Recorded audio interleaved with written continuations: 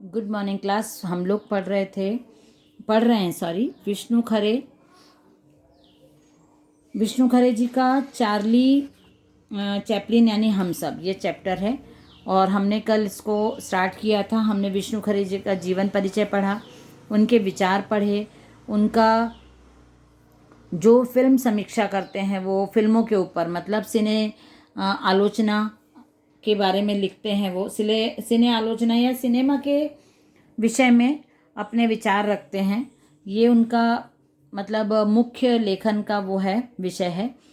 और यहाँ पे हमने भी देखा था कि वो Nav Bharat Times, Dinman, the Pioneer, the Hindustan, Jansatta, Dainik Bhaskar आदि पत्र, मतलब आदि न्यूज़पेपर हैं इनमें। और पत्रिकाओं में भी वो फिल्मों के विषय में, जो फिल्मी जगत के बारे में, ये सिनेमा की जो दुनिया होती है उसके बारे में वो अपने विचार थोड़ा लेख के माध्यम से देते रहते हैं।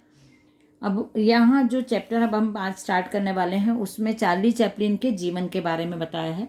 चार्ली चैपलिन जो हमने कल भी देखा, कॉमेडियन है, सब पूरा विश्व उनको जानता है।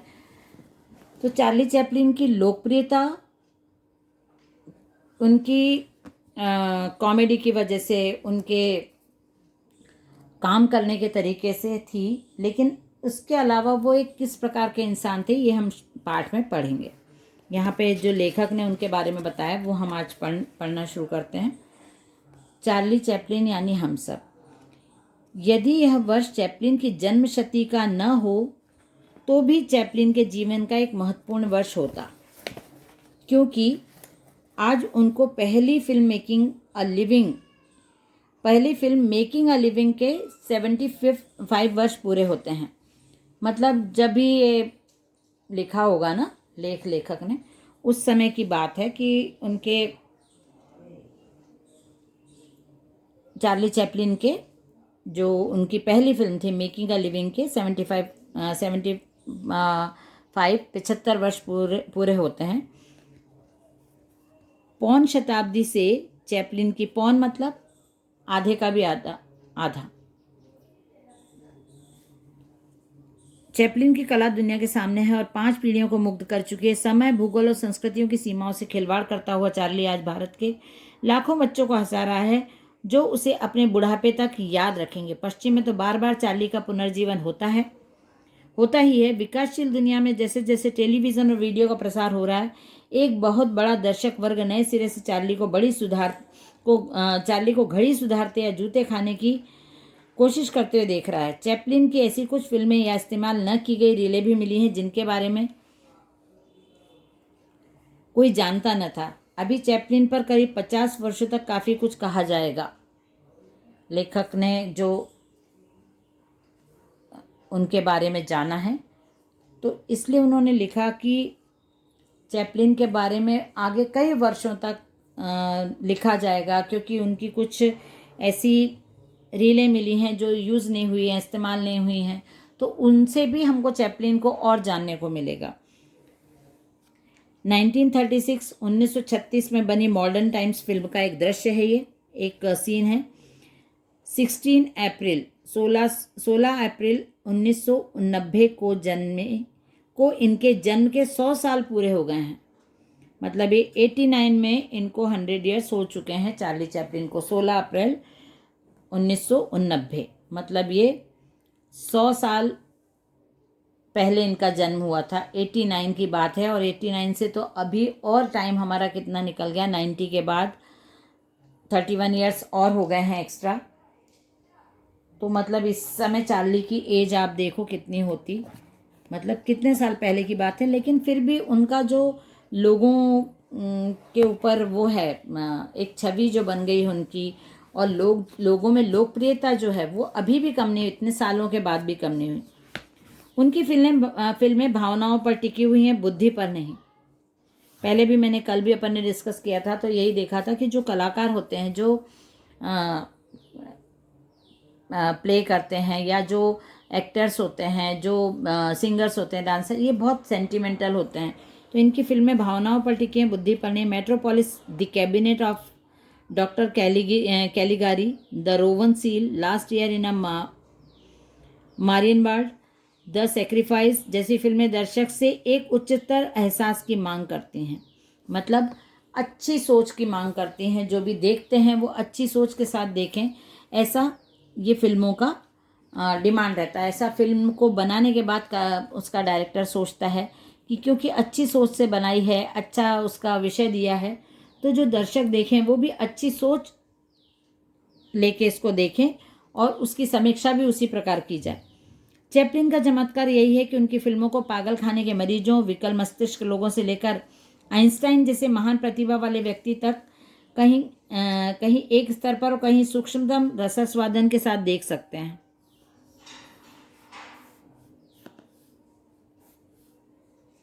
चैपलिन ने न सिर्फ फिल्म कला को लोकतांत्रिक बनाया बल्कि दर्शकों की वर्ग तथा वर्ण व्यवस्था को भी तोड़ा। मतलब जो चैपलिन का फिल्म कला को लोकतांत्रिक बनाया, मतलब जैसे हमारा संविधान लोकतांत्रिक है, मतलब जनता का, जनता के द्वारा, जनता के लिए, ये हमारा संविधान है ना। उसी प्रकार फिल्म कला को भी लोगों द्वारा, लोगों के लिए और लोगों का ही है फिल्म, ऐसे उन्होंने लोकतांत्रिक फिल्मों को भी बना दिया।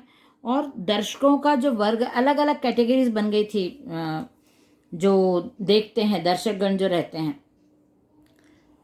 ऑडियंस, उनकी अलग अलग कैटेगरी को उन्होंने मिटाया, वर्ण व्यवस्था को तोड़ा कि भाई ये इस कैटेगरी की फिल्में हैं या उस कैटेगरी के, ये वही लोग देख सकते हैं, ये सस्ती हैं, ये महंगी हैं, ये सामाजिक हैं, ये ऐसी उन्होंने व्यवस्था को तोड़ा। यह कारण नहीं है कि जो व्यक्ति समूह या तंत्र गैर बराबरी नहीं मिटाना चाहता वह अन्य संस्थाओं के अलावा चैपलिन की फिल्मों पर भी हमला करता है। चैपलिन भीड़ का वह बच्चा है जो इशारे से बतला देता है कि राजा भी उतना ही नंगा है जितना मैं हूं, और भीड़ हंस देती है। मतलब चैपलिन का जो व्यक्तित्व है या चैपलिन के काम करने का जो तरीका है, मैंने पहले भी बताया था कि वो बिना बोले भी समझा देते हैं कि वो क्या बताना चाहते हैं। कोई भी शासक या तंत्र जनता का अपने ऊपर हंसना पसंद नहीं करता। एक परित्यक्ता, मतलब जिसको त्याग दिया है, परित्यक्ता मतलब जिसको त्याग दिया है, दूसरे दर्जे की स्टेज अभिनेत्री का बेटा होना, बाद में वह भयावह गरीबी और माँ के पागलपन से संघर्ष करना, साम्राज्य, औद्योगिक क्रांति, पूंजीवाद तथा सामंतशाही से मगरूर एक समाज द्वारा दुरदुराया जाना, इन सब से चैपलिन को वे जीवन मूल्य मिले जो करोड़पति हो जाने के बावजूद अंत तक उनमें रहे। यहाँ पे चैपलिन के जीवन के बारे में बताया है कि उनकी जो माँ होंगी, परित्यक्ता मतलब वो डाइवोर्सी होंगी, दूसरे दर्जे की स्टेज अभिनेत्री थी, मतलब स्टेज पे काम करने वाली दूसरे दर्जे की, मतलब जो साइड रोल्स होते हैं, सहायक, हेल्पिंग जो रोल्स होते हैं, हीरो का दोस्त है, हीरोइन की सहेली, इस टाइप के रोल करती थी और ये उनके बेटे थे। बाद में भयावह गरीबी और माँ के पागलपन से संघर्ष करना, उन्होंने बहुत गरीबी देखी, उनकी माँ मानसिक रूप से बीमार हो गई, वो उन्होंने झेला। साम्राज्य, औद्योगिक क्रांति, पूंजीवाद, सामंतशाही, जो भी उस समय देश में चल रहा था, उस समय उन सब चीज़ों से उस समय का समाज जितना प्रभावित था, उसके बीच में जो चार्ली चैपलिन जी थे, इनको लोगों ने किस तरह यूज़ किया, किस तरह उनको इंसल्ट किया, किस तरह उनको भगाया, क्या क्या उनके साथ हुआ, वो सब सीखने के बाद भी, करोड़पति हो जाने के बाद तक उनके अपने जो व्यवहार था उसमें वो सब चीज़ें रही जो करोड़पति होने के बाद भी उनके जो जीवन मूल्य, जो उन्होंने सीखा था, जो उनका अपना अनुभव था, वो उनके जीवन से कहीं नहीं गया। अपनी नानी की तरफ से चैपलिन खानाबदोशों से जुड़े हुए थे और यह एक सुदूर रूमानी संभावना बनी हुई है कि शायद उस खानाबदोश औरत में भारतीयता रही हो, क्योंकि यूरोप के जिप्सी भारत में ही गए थे और अपने पिता की तरफ से वे यहूदी वंशी थे। माता की तरफ से वो खानाबदोश मतलब एक जगह से दूसरी जगह घूमने वाले, और पिता उनके क्योंकि यूरोप के जिप्सी भारत से ही गए थे, यूरोप में जो जिप्सी थे वो भारत से गए थे, और पिता के यहूदी थे उनके पिताजी। इन जटिल परिस्थितियों ने चार्ली को हमेशा एक बाहरी घुमंतु चरित्र बना दिया। वे कभी मध्यम वर्गीय बुजुर्गों या उच्च वर्गीय जीवन मूल्य ना अपना सके। मतलब बहुत ऐसे जीवन में बहुत ज़्यादा सिद्धांत और ऐसे नहीं अपनाए थे उन्होंने। वो उनको घूमना फिरना अच्छा लगता था। ज़्यादा घूमने की वजह से ही उनमें बहुत सारे क्वालिटीज़ आ गई थी, बहुत सारे डिफरेंट वो रोल प्ले कर पाते थे, बहुत सारे कैरेक्टर्स कर पाते थे, क्योंकि वो ऑब्जर्व करते थे, इसलिए वो ये सब कर पाते थे। उन बहुत ज़्यादा धीर गंभीर और ऐसे जीवन के बड़े बड़े उसूल और मूल्य उन्होंने जीवन में नहीं अपनाए थे। यदि उन्होंने अपनी फिल्मों में अपनी प्रिय छवि ट्रैम्प, बद्दू, खानाबदोश, आवारा गर्द की प्रस्तुत की है तो उसके कारण उनके अवचेतन तक पहुंचते हैं। मतलब वही जो उनने सीखा और जो अनुभव किया वही उन्होंने अपनी फिल्म में अपने रोल में डाला है। आगे का चैप्टर हम नेक्स्ट क्लास में कंटिन्यू करेंगे। चलिए।